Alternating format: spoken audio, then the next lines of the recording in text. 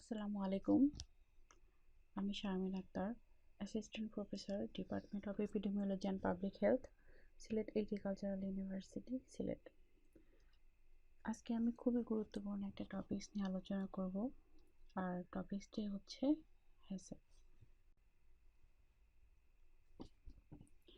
আজকের লেকচারটি শেষ হওয়ার পর আমরা এই লেকচার থেকে যা জানবো সেটা হচ্ছে Hazard, GMP, CCP, critical limit, এগুলো কি, এগুলো সম্পর্কে একটা ধারণা পাবো আমরা, এবং হ্যাসেপ কি সেটা সম্পর্কে জানবো, এবং আরও জানতে পারবো যে একটা হ্যাসেপ প্রোগ্রামের ক্ষেত্রে কী কী প্রিন্সিপালস ফলো করতে হয়, এবং আমরা একটা হ্যাসেপ প্রোগ্রাম অ্যাপ্লিকেশন করতে হলে সেক্ষেত্রে আমাদের কী কী স্টেপ ফলো করতে হবে এটা আমরা জানতে পারবো এই লেকচারটি থেকে।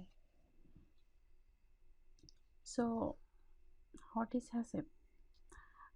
HACCP stands for Hazard Analysis and Critical Control Point.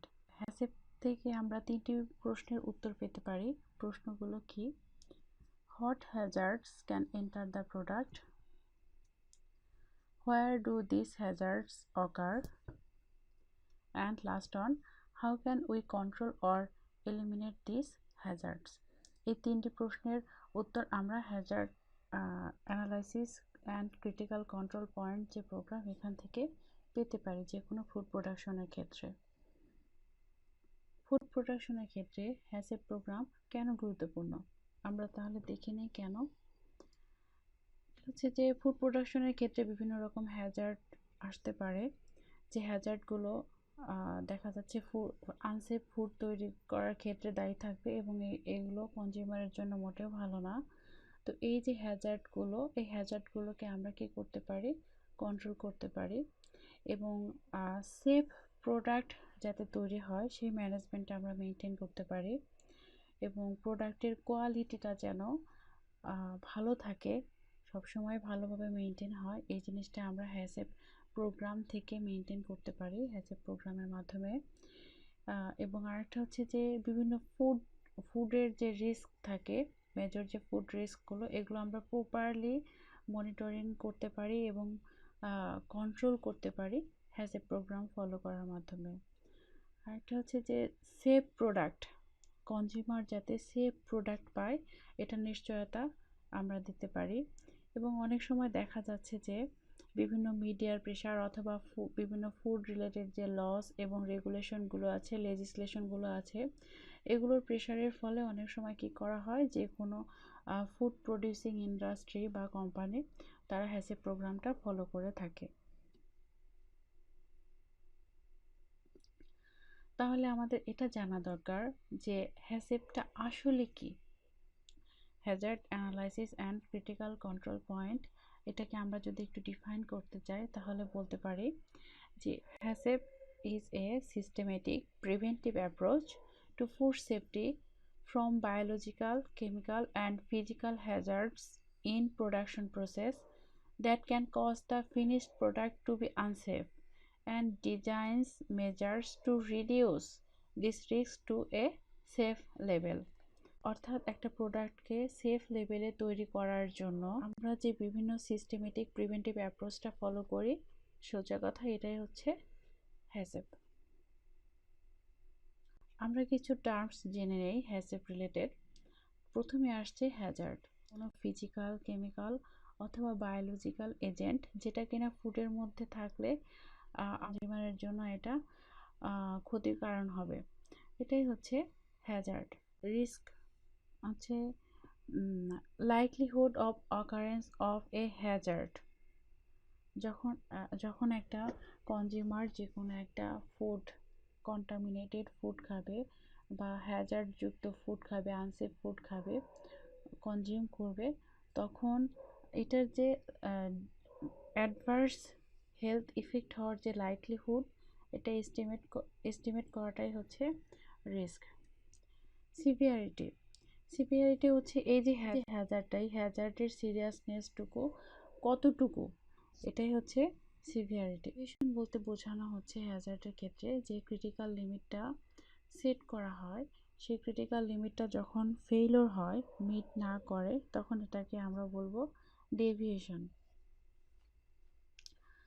এক্ষেত্রে কন্ট্রোল মেজার বলতে বোঝানো হচ্ছে যে কোনো ধরনের অ্যাকশন অথবা অ্যাক্টিভিটি যেটা আমরা নিয়ে থাকি বা নিব, সে মানে যে কোনো ধরনের ফুড সেফটি হ্যাজার্ডকে প্রিভেন্ট করার জন্য অথবা এলিমিনেট করার জন্য অথবা রিডিউস করার জন্য এমন একটা লেভেলে যাতে করে এটা কনজিউমার যখন কনজিউম করবে তখন তার জন্য কোনো ক্ষতি হবে না। গুড ম্যানুফ্যাকচারিং প্র্যাকটিস, এক্ষেত্রে বলা হচ্ছে এটা code of regulation that would be of interest to the food sanitation including plant and grounds, equipment and utensils, sanitary facilities and control, sanitary operation and personnel. HACCP প্রোগ্রামের 7টি principles রয়েছে। প্রিন্সিপালসগুলো কি? প্রথমে যে principles রয়েছে সেটা হচ্ছে অ্যাসেস দ্য হ্যাজার্ড, এবং second one হচ্ছে identify the critical control point. Third one, establish critical limit. 4 number, established monitoring procedure. 5 number, take corrective actions. 6 number, verification of procedures. এবং 7 number এবং লাস্ট ওয়ান হচ্ছে establish record keeping and documentation procedures. আমরা তাহলে প্রিন্সিপালসগুলো সম্পর্কে একটু জানি। প্রথমে যেটা আসছে, প্রথম প্রিন্সিপাল সেটা হচ্ছে assess the hazard. First step, এখানে কি করা হয়? হ্যাজার্ডকে আইডেন্টিফাই করা হয়। একটি ফুড প্রোডাকশনের ক্ষেত্রে র ম্যাটেরিয়ালস রিসিভ করা থেকে শুরু করে ফিনিশড প্রোডাক্ট তৈরি হওয়া পর্যন্ত যতগুলো পটেনশিয়াল হ্যাজার্ড আছে এটা কি করতে হবে? এখানে কনসিডারেশনে নিতে হবে। ফুড সেফটি টিম লিডার এই হ্যাসেপ প্রোগ্রামের প্রত্যেকটি স্টেপে যে হ্যাজার্ডগুলো পসিবল হ্যাজার্ডগুলো হতে পারে এগুলোকে আইডেন্টিফাই করবে এবং আইডেন্টিফাই করে এগুলোকে লিস্ট করবে। যেমন প্রসেসগুলো হতে পারে যে ফুড প্রোডাকশন হবে তার র ম্যাটেরিয়ালস বা যে ইনগ্রেডিয়েন্টসগুলো আছে সেগুলো রিসিভ করা থেকে শুরু করে স্টোরেজ করা এবং ফুডটা প্রিপারেশন করা এবং এটাকে প্যাকেজিং করা এবং কনজিউমারের জন্য প্রিপেয়ার্ড করা যে কোনো স্টেজেই হতে পারে। এই হ্যাজার্ডগুলোকে সে কেয়ারফুলি আইডেন্টিফাই করবে এবং এনলিস্ট করবে এবং এনলিস্ট করার পরে এই হ্যাজার্ডগুলোকে ইভালুয়েট করতে হবে যে হ্যাজার্ডগুলো আসলে প্রত্যেকটা হ্যাজার্ডের কী পরিমাণ রিস্ক রয়েছে, পটেনশিয়াল রিস্কটা আইডেন্টিফাই করতে হবে এবং সাথে সাথে প্রবাবিলিটিটাও আইডেন্টিফাই করতে হবে যে হ্যাজার্ডটা থেকে যে ইলনেসটা হবে ইলনেস হওয়ার প্রবাবিলিটিটা কতটুকু এবং ইলনেস হলেও এটার সিভিয়ারিটিটা কতটুকু হতে পারে এটা ইভালুয়েট করতে হবে এই স্টেজে।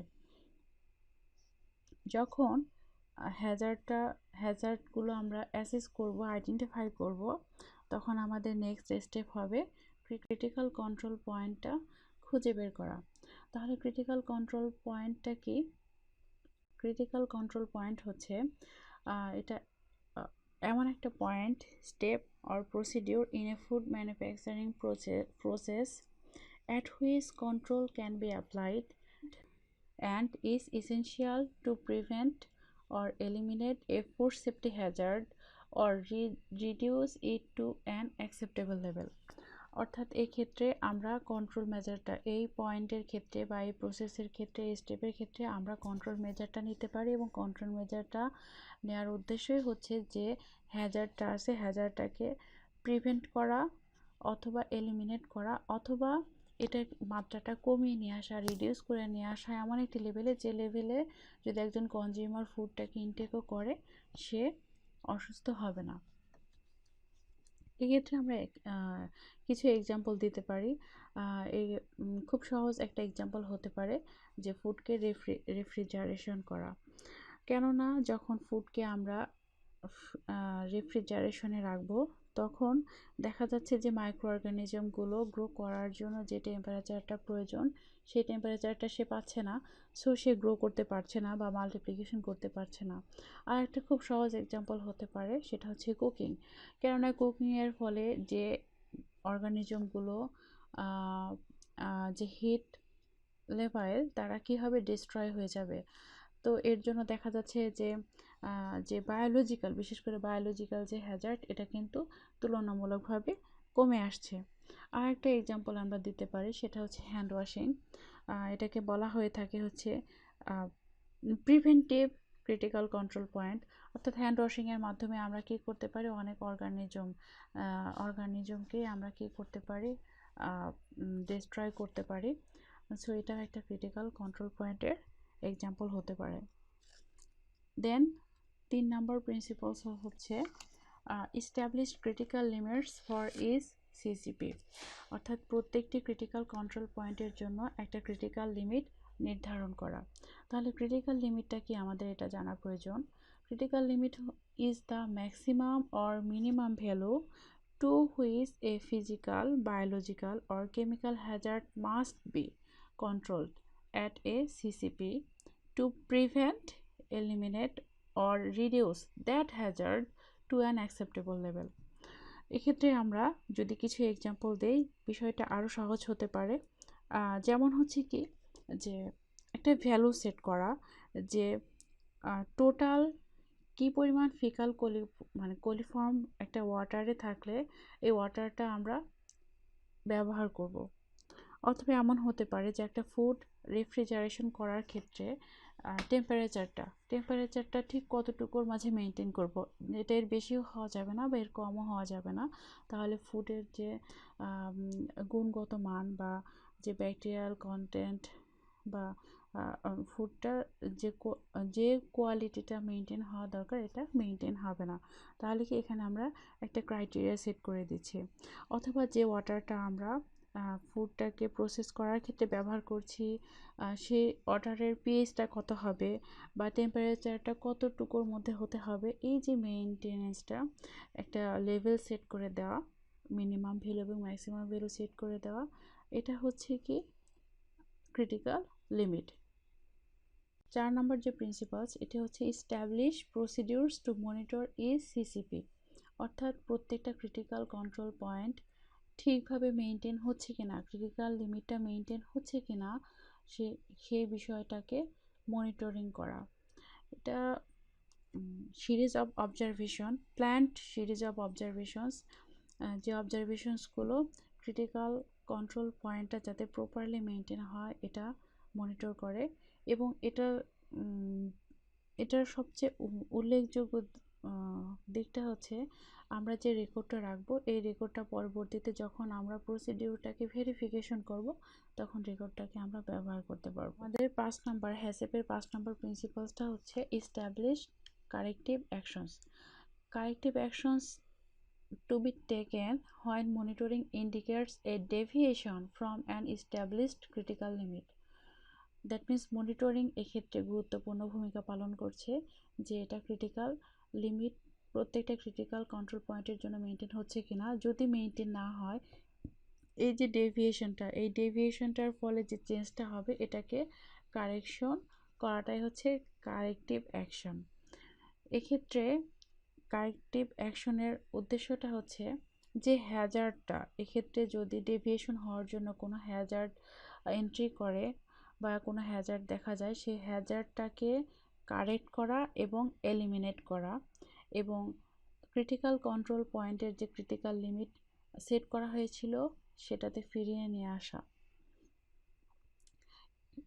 এই যে কারেক্টিভ অ্যাকশন হ্যাসেপ প্রোগ্রামের ক্ষেত্রে এটার মেইন যে কাজ, মেইন যে ভূমিকা, সেটা হচ্ছে যে সেফ প্রোডাক্ট কনজিউমারের হাতে তুলে দেওয়া। অর্থাৎ এই যে ডেভিয়েশনের জন্য প্রোডাক্টটা যাতে যদি কন্টামিনেটেড হয়ে থাকে সেটাকে রিডিউস করে একজন কনজিউমারের হাতে সেফ ফুডটা ডেলিভার করা। এবং এক্ষেত্রে আর একটা যে কাজটা করা খুবই গুরুত্বপূর্ণ, সেটা হচ্ছে যে ডেভিয়েশনটা কেন হলো, এটাকে আইডেন্টিফাই করা, যাতে পরবর্তীতে সেম ডেভিয়েশন আর না হয় এবং হ্যাসেপ প্রোগ্রামটা অ্যাকুরেটলি মেইনটেনেন্স হয়, এটা লক্ষ্য রাখা।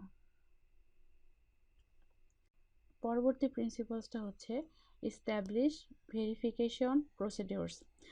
Verification procedures are those activities other than monitoring critical control points that verify the HACCP plan and show the system is operating accordingly.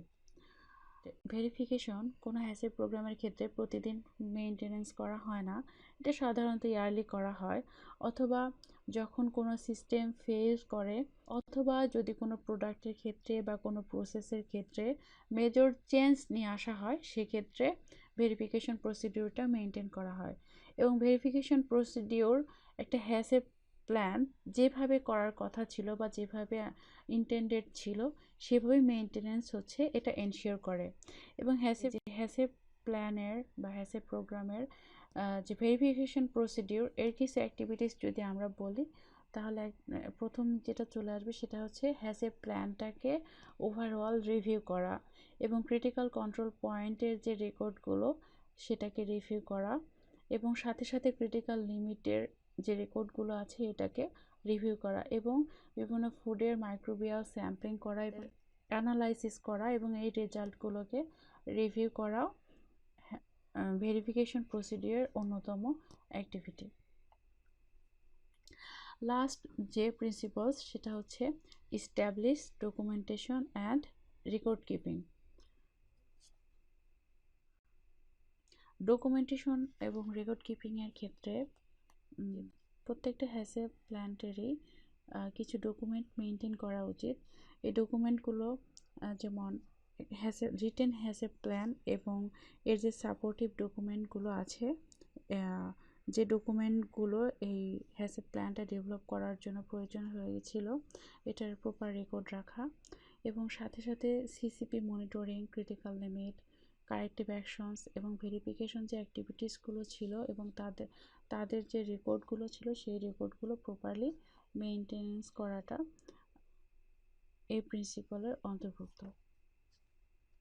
আমরা হ্যাসেপ প্রোগ্রামের যে প্রিন্সিপালস, 7টা প্রিন্সিপালস এটা জেনেছি। এখন আমরা জানব একটা হ্যাসেপ প্রোগ্রামকে প্র্যাকটিক্যালি ইমপ্লিমেন্ট করতে হলে যে 12টি স্টেপ ফলো করতে হয় সেই 12টি স্টেপ সম্পর্কে। ফার্স্ট স্টেপ যেটা, সেটা হচ্ছে assemble A team. Second step, describe the product. Third step, document intended use of product. Fourth step, construct a process flow diagram. Fifth step, on-site confirmation of process flow diagram. And sixth step যেটা, সেটা হচ্ছে assess the hazard. Seventh step, identify the critical control point. Next step, established critical limit, and then identify monitoring procedures, then established corrective action procedure, then verify HACCP plan, and last one established record keeping and documentation.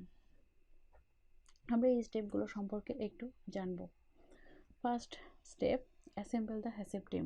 Food প্রোডাকশনের জন্য effective HACCP plan develop করতে হলে appropriate product specific knowledge এবং expertise থাকতে হবে।